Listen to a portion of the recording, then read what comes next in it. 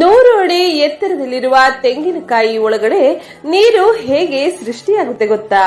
ನೀವು ಯಾವಾಗಲಾದರೂ ಯೋಚನೆ ಮಾಡಿದ್ದೀರಾ ತೆಂಗಿನ ಮರದಲ್ಲಿರುವ ತೆಂಗಿನಕಾಯಿಯಲ್ಲಿ ನೀರು ಹೇಗೆ ಸೃಷ್ಟಿಯಾಗುತ್ತೆ ಅಂತ? ಇದರ ಹಿಂದಿನ ಕಾರಣ ನಾವು ಹೇಳ್ತೀವಿ ಕೇಳಿ. ಮೊದಲು ತೆಂಗಿನ ಮರ ತನ್ನ ಬೇರಿನ ಮೂಲಕ ನೀರನ್ನು ಎಳೆದುಕೊಳ್ಳುತ್ತೆ. ಈ ಕ್ರಿಯೆಯನ್ನು ಆಸ್ಮೋಸಿಸ್ ಎಂದು ಕರೆಯಲಾಗುತ್ತದೆ.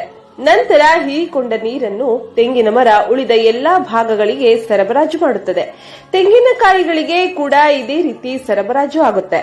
ತೆಂಗಿನಕಾಯಿಗಳಿಗೆ ಸರಬರಾಜು ಮಾಡುವ ನೀರನ್ನು ಎಂಡೋಸ್ಪರ್ಮ್ ಎಂದು ಕರೆಯುತ್ತಾರೆ. ಎಂಡೋಸ್ಪರ್ಮ್ನಲ್ಲಿ ತೆಂಗಿನಕಾಯಿ ಬೆಳವಣಿಗೆಗೆ ಬೇಕಾದ ಎಲ್ಲಾ ನ್ಯೂಟ್ರಿಷನ್ ಅಂಶಗಳು ಇರುತ್ತೆ. ಈ ನ್ಯೂಟ್ರಿಷನ್ಗಳ ಸಹಾಯದಿಂದ ತೆಂಗಿನಕಾಯಿ ಒಳಗಡೆ ಗಂಜಿ ಉತ್ಪತ್ತಿಯಾಗುತ್ತದೆ ಮತ್ತು ಕೊನೆಯದಾಗಿ ಉಳಿದಿರುವ ಎಂಡೋಸ್ಪರ್ಮ್ಗಳು ನೀರಾಗಿ ಸಂಗ್ರಹವಾಗುತ್ತದೆ. ಇದನ್ನ ಎಳೆನೀರೆಂದು ಕರೆಯುತ್ತಾರೆ.